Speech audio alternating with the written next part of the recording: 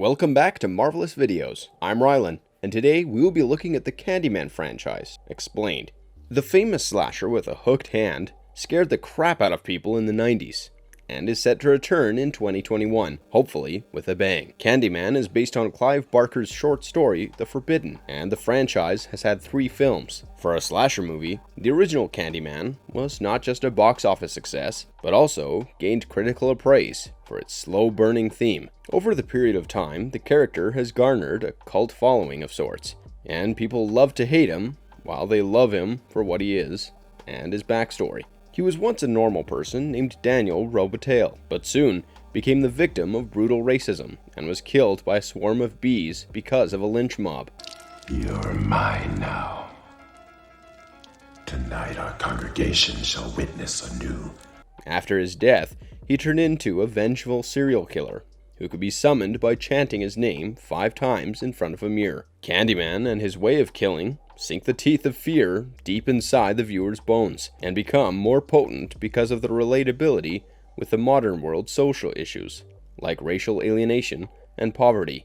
He can very well be compared to other legends of horror, like Jason Voorhees and Freddy Krueger. Without further ado, let us explore the 3 Candyman films, and then take a closer look at the new Candyman that's set to release this August.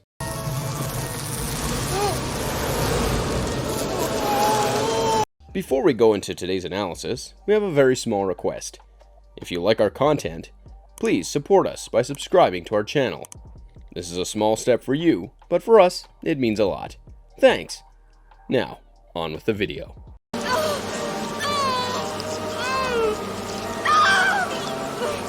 Number 1. Candyman.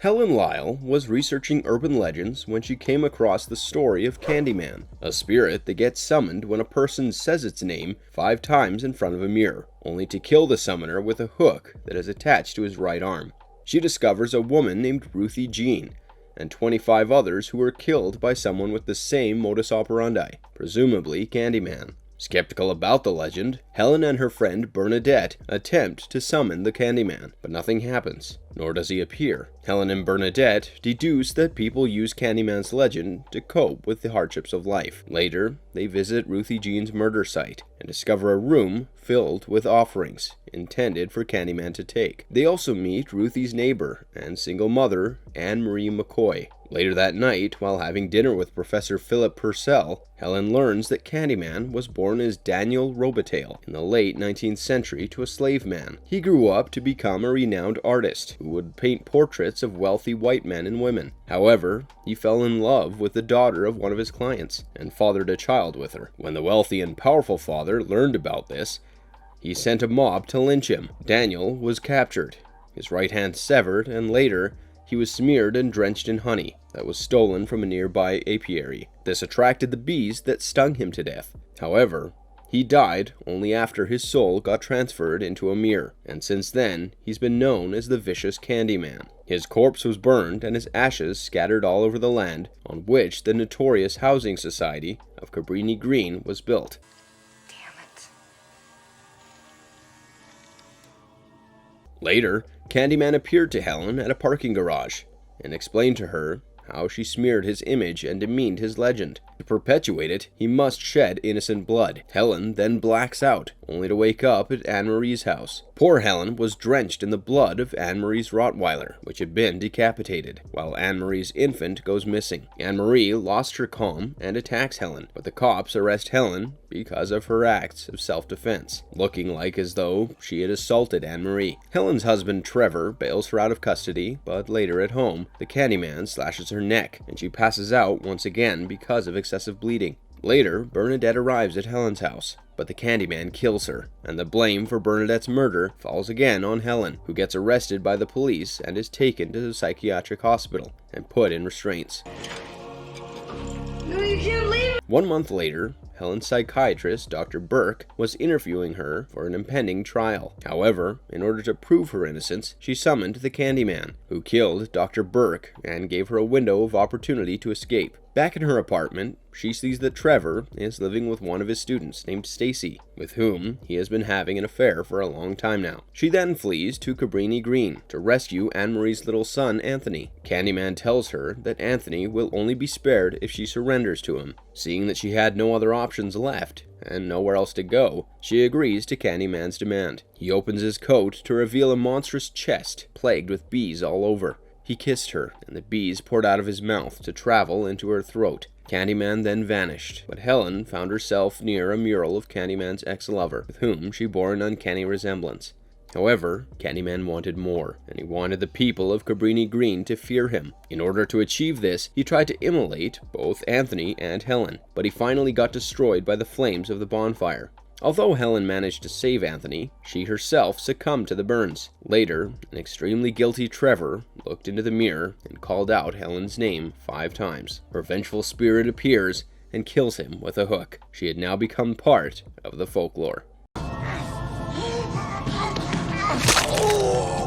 Number 2. Candyman. Farewell to the Flesh. 3 years after the incidents of the previous film, a New Orleans school teacher, Annie Tarrant's father, Coleman Tarrant, gets murdered while he was investigating 3 murders that shared the modus operandi of Candyman. A year after this incident, Professor Philip Purcell writes a book detailing the sequence of events and other facts, some of which were offensive to the Tarrant family, especially Annie's brother, Ethan. On the day of the book signing, Candyman kills Purcell in the bathroom. The needle of suspicion points straight towards Ethan, who had previous arguments with Purcell regarding the book. One of Annie's students claims to have seen the Candyman, but everyone discredits what she believes as mere folklore. So, Annie summons the Candyman. The Candyman appears in New Orleans and begins his murderous spree. The first victim is Annie's husband, Paul McKeever. Meanwhile, one of her students named Matthew disappears.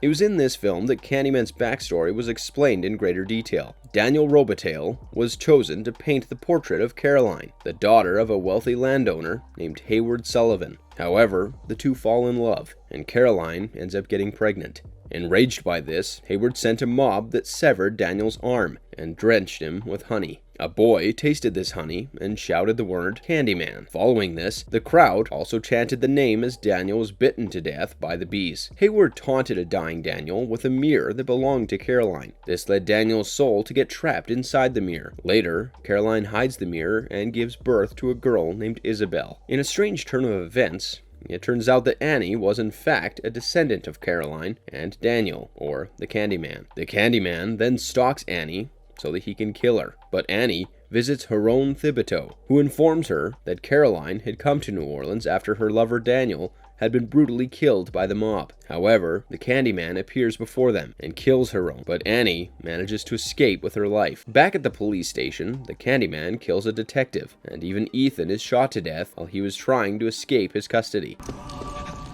I said stop! Annie's guilty mother, Octavia, revealed that her husband, Coleman Tarrant, was attempting to link her family with the Candyman, but when she constantly denied that the Candyman existed, Coleman took the most extreme and crazy step and summoned the Candyman himself. The Candyman proves his existence by appearing before Octavia and slays her. Later, Annie flees to Daniel's birthplace, where she finds the mirror that Caroline had hidden. There, she also finds her student, Matthew. The Candyman reveals that the mirror is the source of his powers, but Annie destroys the mirror and annihilates the Candyman, probably for good. 5 years later, we learn that Annie has named her daughter Caroline, who is seen chanting Candyman's name before Annie interrupts her.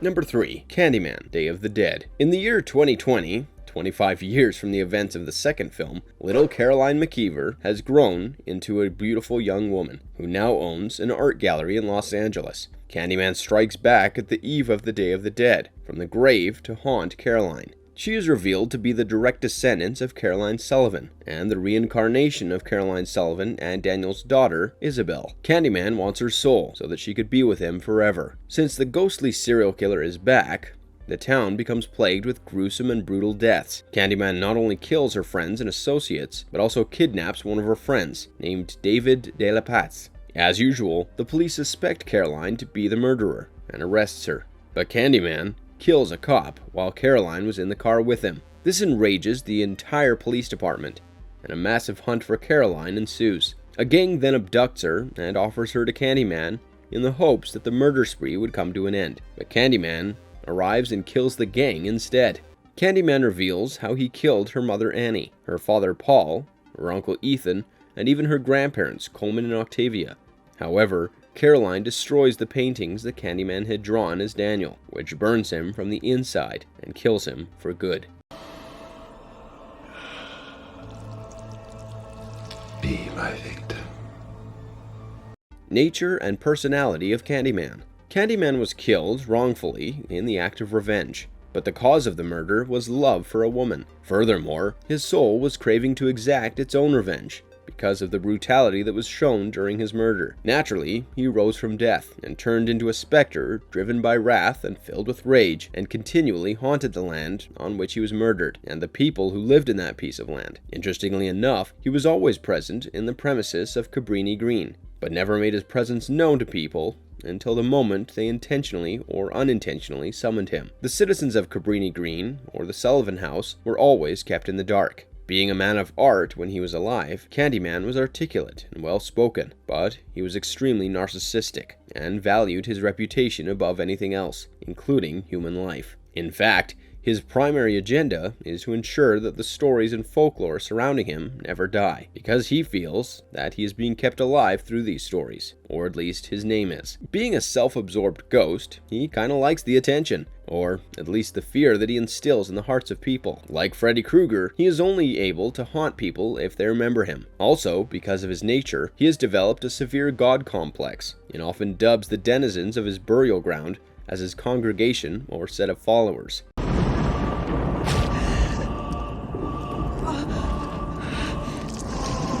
In fact, there have been instances where people have left offerings like chocolates, blades, etc. for Candyman to consume, and this suggests that they worship the Candyman. In the first film, the African-American community of Cabrini Green had created a makeshift pyre. This was obviously a ritual that they had performed for Candyman. During the course of the second film, we saw the citizens of New Orleans also create an altar at Sullivan's mansion's attic. The place had candles, skulls, and a huge painting that depicted Candyman in a crucifix. As far as his nature is concerned, it is evident that he's a bad guy.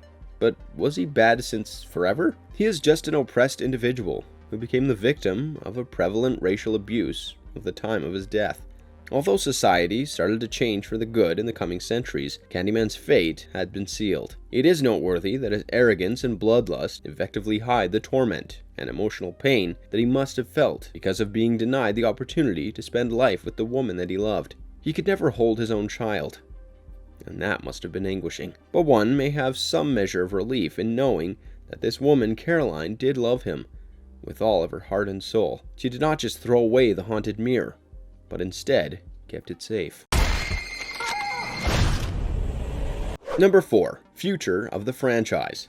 The new Candyman film is set to retcon the supernatural serial killer's origin story. Naturally, it is an extraordinarily bold and compelling move that Universal Pictures had decided to take. The premise of the film has also been changed. In the present day, and 10 years after Cabrini Towers were pulled down, Anthony McCoy, played by Yaha Abdul-Mateen II, and his girlfriend Brianna Cartwright, the owner of an art gallery, move in together into a fine apartment in Cabrini. The place is not what it used to be, and is now a haven for affluent millennials. Anthony soon learns the truly horrific and tragic story behind Candyman from an old Cabrini Green resident. When Anthony uses these motifs in his paintings, he unwillingly opens a doorway for the macabre and violence to strike again. He would lose his sanity and unleash a terrifying wave of violence. Writer and director Nia DaCosta is set to bring out the 4th installment of the series, and he has chosen to drastically upgrade the lore so that it can fit in the taste of contemporary audiences. Tony Todd is destined to reprise his role as the Candyman, but the revamped storyline smells of contemporary yet age-old issues like police brutality and racism. Experts believe that the change is in tandem with current social movements, like the Black Lives Matter movement. Having said that, it is not that this film will have no connecting traces with its predecessors. The film is going to be a direct sequel to the original 1992 film. Anthony McCoy is the same child whom Candyman had abducted and who was later rescued by Helen. The film is set to release this August. If you wish to dive deeper into videos about Freddy, Jason, and Hannibal, and many more, please do click on the links in the description. If you enjoyed today's video, don't forget to send a like and subscribe to our channel if you haven't already. Have a good one, and be safe. Oh!